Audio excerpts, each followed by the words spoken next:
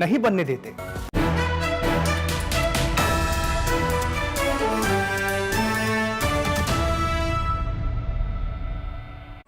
और आइए बात कर लेते हैं मौसम की।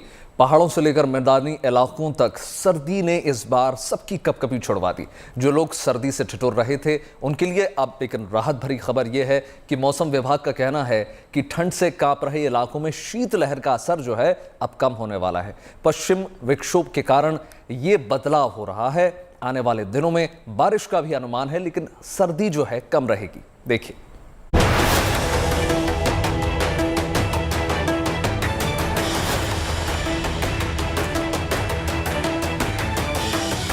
पहाड़ों में बर्फबारी, मैदानों में ठंड भारी। पहाड़ों पर बर्फ गिरती है तो देश के मैदानी इलाके भी ठिठुरने लगते हैं। शीतलहर ऐसी चलती है मानो सब कुछ जम जाएगा। पहाड़ों पर बर्फ गिरना और सर्द हवाओं का चलना आम है, लेकिन जब मैदानी इलाकों में भी शीतलहर के साथ ओस जमने लगे, बर्फ की परत दिखने लगे, तो साफ है कि सर्दी भीषण है। जो रेगिस्तान गर्मी में उबलता है वो इस बार सर्दी में जम रहा है।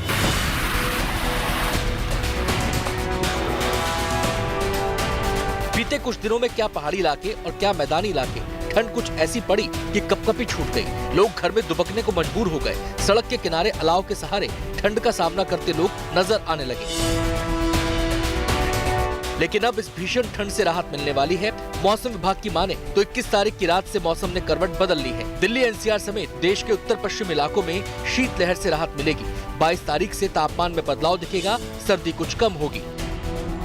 21 नाइट से इम्प्रूव है सिग्निफिकेंटली, जो राजस्थान, पंजाब, हरियाणा, दिल्ली, पश्चिम उत्तर प्रदेश, यानी 21 नाइट ऑनवर्ड कोल्ड वेव नहीं रहेगा, क्योंकि एक वेस्टर्न डिस्टर्बेंस आ रहा है। ये हो गया हमारा पश्चिम भारत का जो वार्निंग। सो हम लोग जो है 20 नाइट ऑनवर्ड या 22 से cold wave, severe cold wave warning नहीं दे रहे। देश के सेंट्रल और पूर्वी हिस्से भी शीतलहर की चपेट में थे। कई जगहों पर पारा काफी गिर गया। चाहे बिहार हो, झारखंड, ओडिशा या मध्य प्रदेश, शीतलहर का असर इन राज्यों में देखा गया। लेकिन अब यहाँ भी शीतलहर से राहत का अनुमान है। 22 तारीख की रात से शीतलहर का असर कम होगा। तो मध्य प्रदेश, उड़ीसा, छत्तीसगढ़, झारखंड, बिहार और पूर्व उत्तर प्रदेश, ये 22 नाइट तक चलेगा, यानी 23 ऑनवर्ड यहाँ भी कोल्ड वेव नहीं रहेगा। मौसम विभाग का कहना है कि अगले 2 से 3 दिनों में पश्चिमी विक्षोभ का असर भी दिखने लगेगा। मौसम विभाग ने 22 से 29 तारीख के बीच बारिश की संभावना जताई है। अनुमान है इस दौरान ठंड भी कम पड़ेगी। जब WD आएगा 22 ऑनवर्ड तो कोल्ड वेव नहीं रहेगा अप टू 28-29, और बारिश का भी प्लेन्स में दिल्ली में भी 24-25 को हो सकता है, और 26-27 तक भी थोड़ा ड्रिजिल रहेगा, क्लाउडी रहेगा। और कंडीशन जो फॉग है वो फेवरेबल हो रहा है उत्तर भारत में। शीतलहर से तो राहत मिलने वाली है, लेकिन बारिश के बाद घने कोहरे का अनुमान भी जताया जा रहा है। हो सकता है नए साल की पहली सुबह घने कोहरे में लिपटी हुई आपका स्वागत करे। Bureau report, good news today. और अब बात कर लेते हैं नारी शक्ति के सुरक्षा कवच की। देश में पहली बार Z+ कैटेगरी के VIP की सुरक्षा की जो बागडोर है, CRPF की महिला कमांडोज को देने की तैयारी हो चुकी है। इसके लिए 32 महिला कमांडोज को खास ट्रेनिंग दी गई है। जनवरी में इन कमांडोज को तैनात किया जाएगा। साथ ही आने वाले 5 राज्यों के चुनाव के वक्त भी इन महिला कमांडोज को तैनाती जो है वो तमाम क्षेत्रों में हो सकती है। देखिए,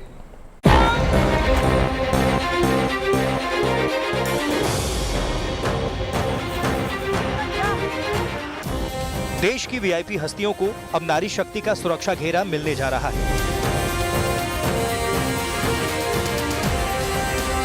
देश के अति महत्वपूर्ण हस्तियों की सुरक्षा में पहली बार CRPF की महिला कमांडोज को तैनात किया जाएगा।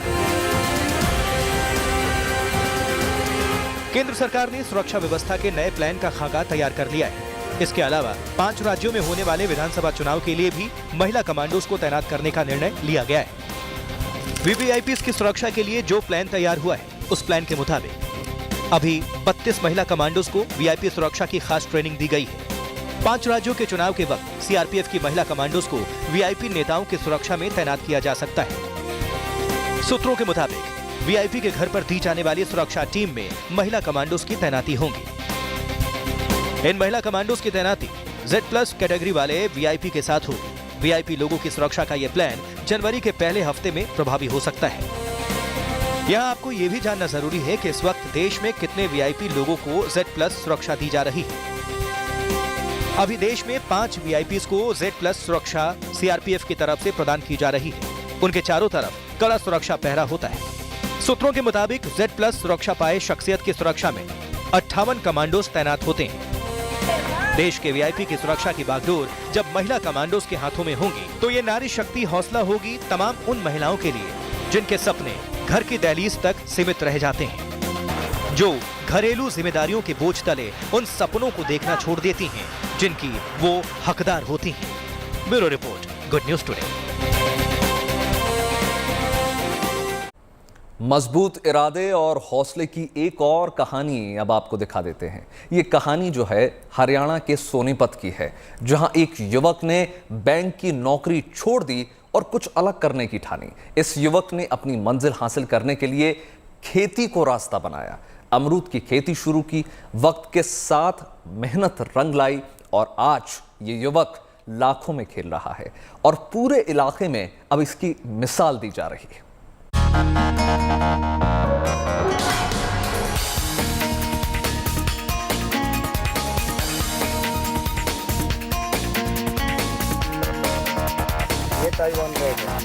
कोई काम छोटा नहीं होता, बशर्ते वो पूरी शिद्दत के साथ किया जाए।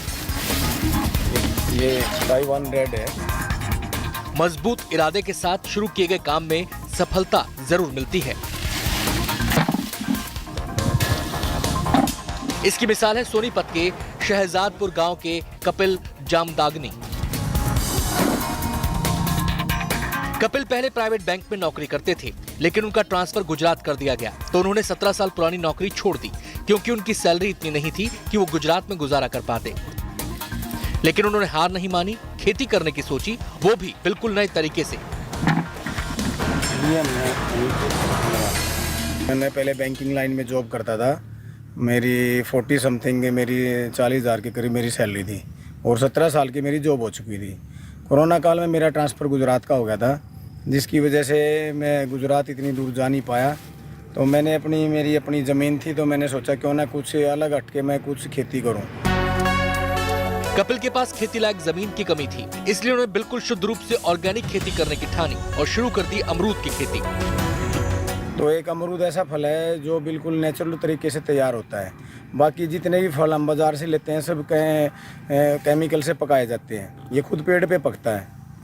तो मैंने इसको एक अलग क्वालिटी बनाने के लिए हमने इसको ऑर्गेनिक रूप से मैंने तैयार किया है। मैं इसमें गाय का गोबर, दालों का आटा, गुड़, डीकम्पोजर और नीम की खली, सरसों की खली, लोहा, तांबा, पीतल में माइक्रो न्यूट्रिएंट पूरे करने के लिए इस तरह से मैंने ये इसमें ड्रामों में हमने सॉल्यूशन तैयार कर रखे हैं। देखते ही देखते अमरूद की खेती से कपिल की आमदनी बढ़ने लगी, जिससे उनका उत्साह भी बढ़ा। आज उनकी मेहनत रंग ला रही है और अब उनके खेतों में 8 तरीके के अमरूद पैदा हो रहे हैं। कपिल के खेतों में पैदा होने वाले अमरूद खास होते हैं, इसलिए उनको मंडी भी जाने की जरूरत नहीं होती, बल्कि खरीदार खुद उनके पास आते हैं और मुंह मांगी कीमत देकर चले जाते हैं।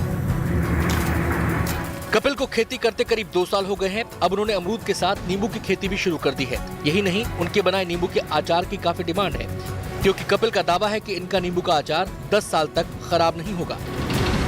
केमिकल डाल रहे हैं ना तेजाब डाल रहे हैं, उसको एक नीम के पत्तों में दबा के उसको एक वैज्ञानिक पद्धति से हम तैयार कर रहे हैं, ताकि अचार हमारा 10 साल भी खराब ना हो।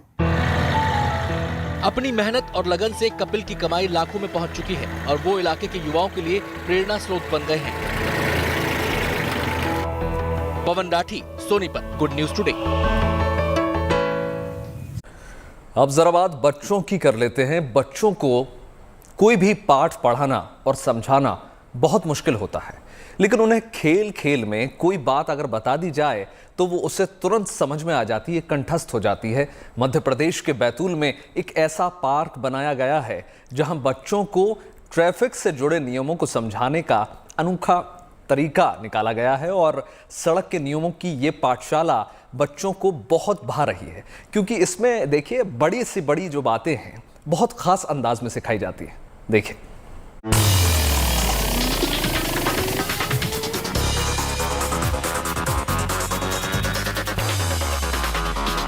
ये जो रंग बिरंगी जगह आपको दिखाई दे रही है, ये एक पार्क है। अब आप कहेंगे पार्क में हरी घास रहती है, झूले रहते हैं, लेकिन यहाँ तो भवनों के मॉडल बने हैं, सड़कें बनी हैं। चलिए आपको इस जगह का पूरा परिचय देते हैं। इस जगह का नाम है ट्रैफिक पार्क। ये नाम पहली बार सुना होगा, क्योंकि ये देश में अपनी तरह का इकलौता ऐसा पार्क है जहाँ बच्चों को ट्रैफिक नियमों की जानकारी दी जाती है, सड़क पर चलना सिखाया जाता है।